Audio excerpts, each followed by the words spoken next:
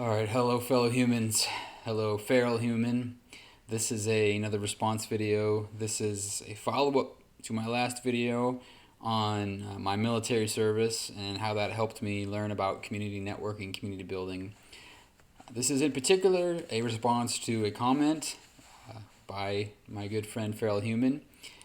This is what you get with the you get thanks for the words treatment, Farrell. You get a direct video response. I don't know how many other channels you're going to get that kind of action from, but I really respect and appreciate Farrell for being with me all this time and always being there for engagement. So because of that, I have respect for the comment and I want to address it more directly. So yeah, I have to say, it was a good comment. It was a good point, and it definitely made me have to think a little bit. It really made me reassess what the intent of the video was in the first place. So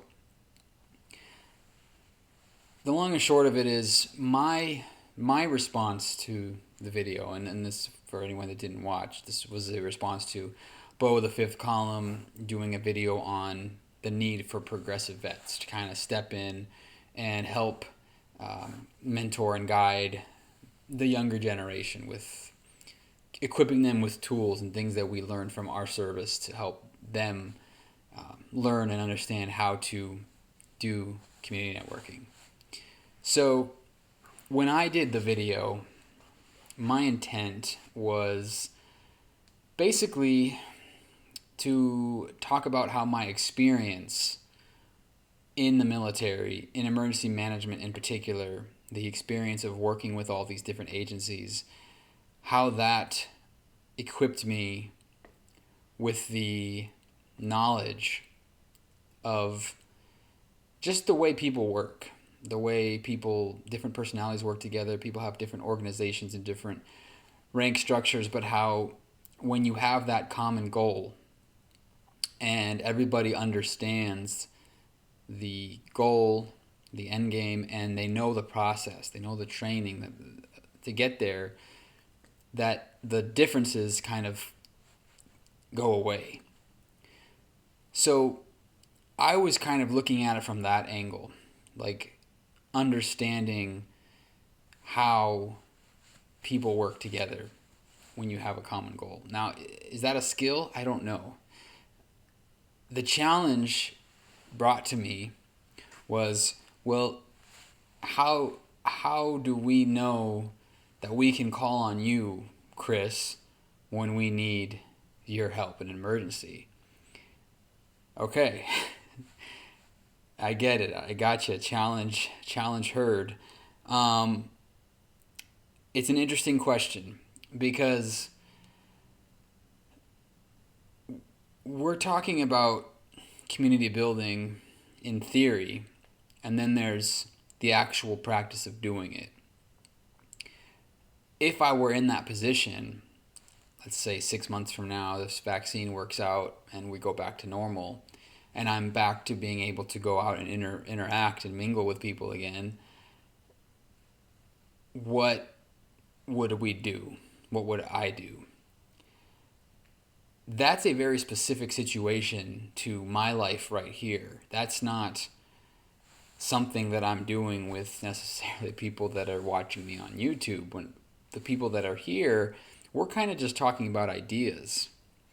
However, Farrell does bring up an interesting point.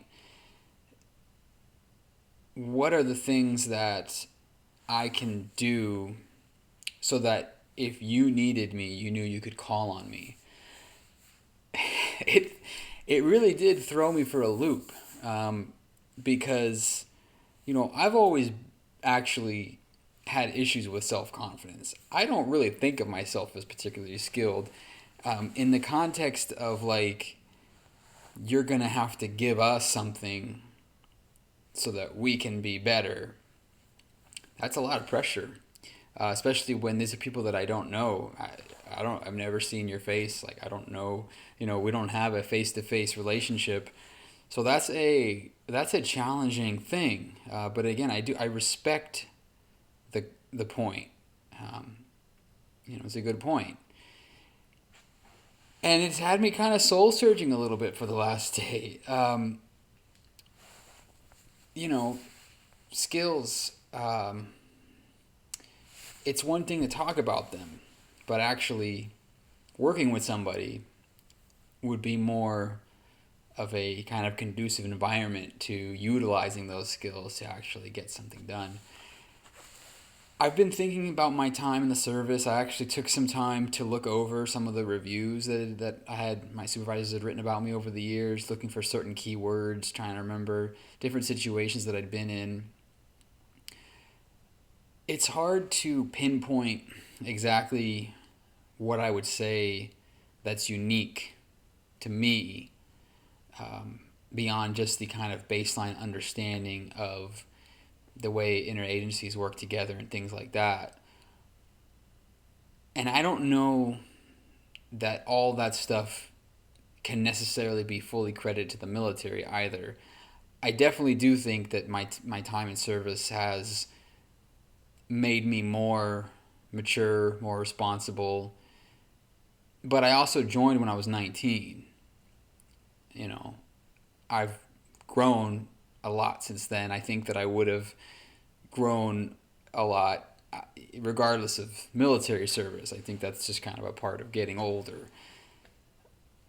So I hesitate a little bit because I fear portraying myself as more than I am.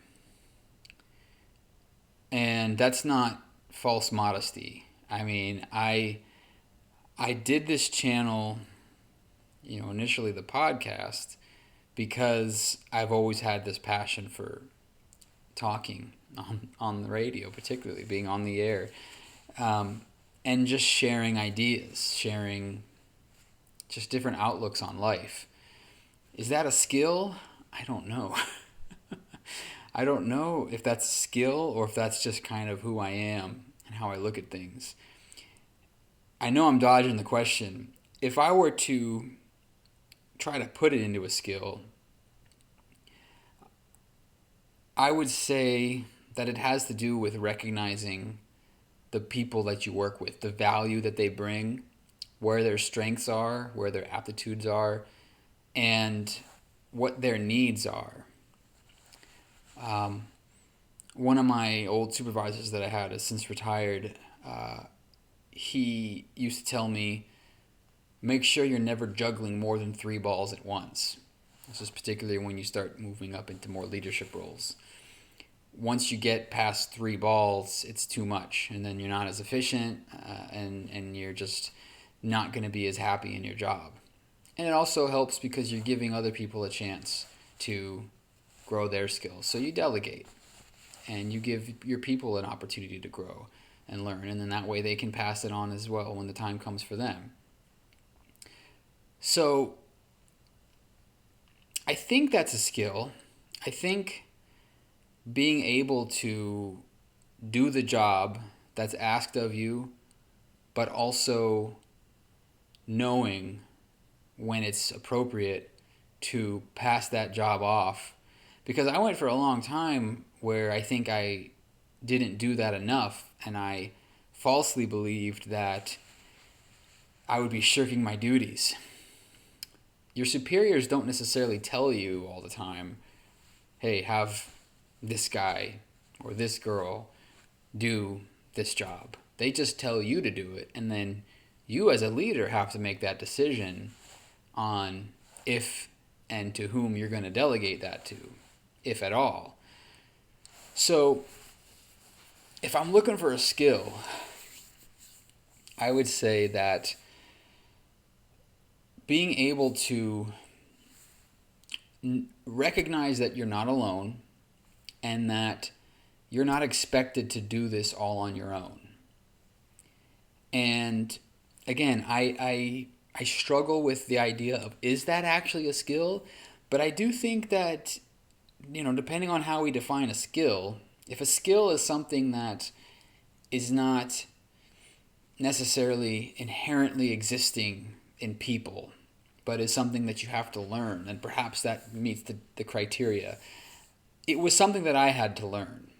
I had to learn to trust people around me to be able to do the job so that I could be better at my job and that I could grow into greater responsibilities and be a better version of myself.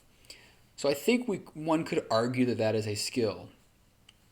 Again, I may have developed that on my own, regardless of the military, but I think that my time in the service helped me to establish that.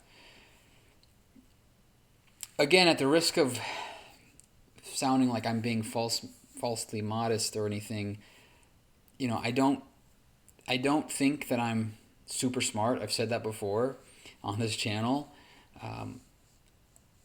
But the particular job that I tested into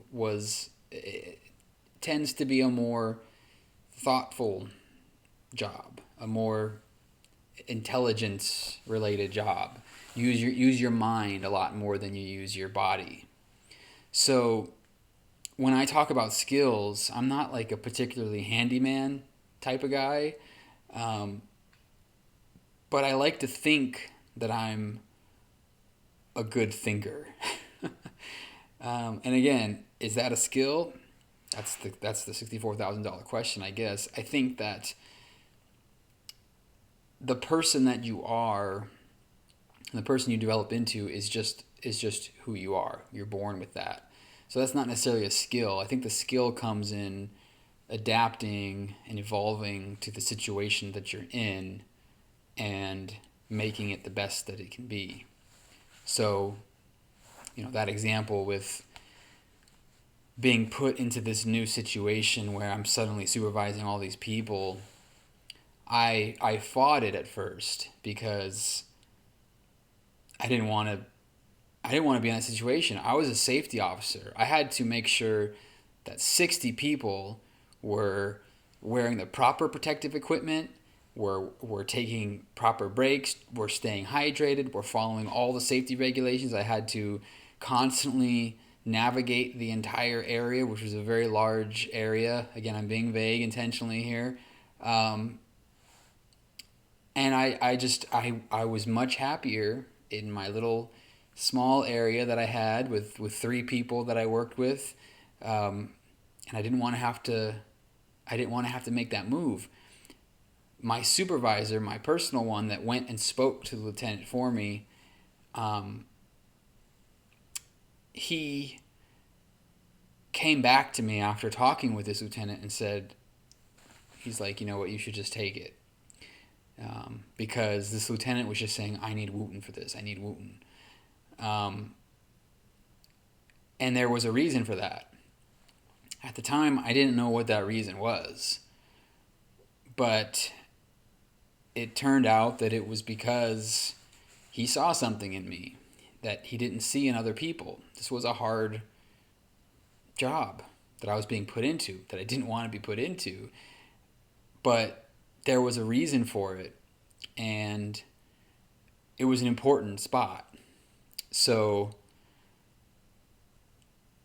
I guess that helped with my confidence a little bit, and I think I did well in that.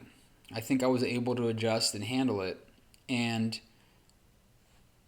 what it was all about was taking care of the people and recognizing their strengths and weaknesses, reading the situation, and responding accordingly. So if I'm going to pass on a skill, I can't really teach you how to do anything. I mean, I can, but not the kind of stuff that I think is the kind of thing that we're talking about here with community building. The skill, I think, would be in trust and being able to take a step back and do more by doing less. Recognizing the skills of your people and just knowing who they are. It takes work to do that. It takes effort. But I think that that's an important part of community building too. I think you're never gonna do that by yourself. You're not gonna create a movement. I mean, by definition, you can't. You need the buy-in of everybody. So you have to convince people that you're on the same page. And to do that, you have to truly be on the same page and believe that.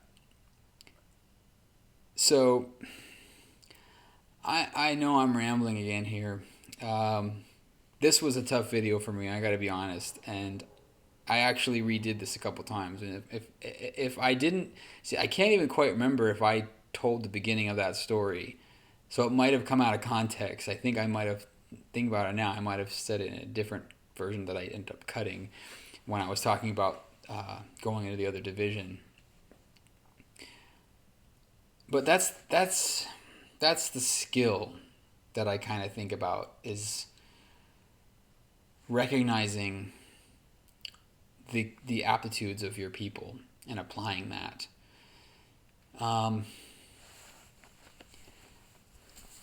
There's more specifics I can give, but I think that's where I'm going to leave it for now, because I don't want to go on too long. This is going long too. Farrell, I hope that I gave you a little bit more this time. I have a feeling like we're going to be revisiting this topic again, because I don't want to. I don't. All right, my computer's running out of memory, and I actually got cut off from recording, so I'm gonna wrap it up there. Thank you for sticking with me as long as you did, and we will revisit this topic for sure. I didn't want to leave it hanging for too long, but I do think that we'll probably keep talking about this, and you know, ask me more questions. Ask me specific questions, and I'll try to give better answers. How about that? Thanks a lot for sticking with me. I really appreciate it. Also, thanks to Bo for commenting on my last video. I really appreciated that. That's super cool that we were able to make that connection. And I will talk to y'all again real soon. Thanks a lot. Have a great rest of your day. And don't be afraid to question the consensus.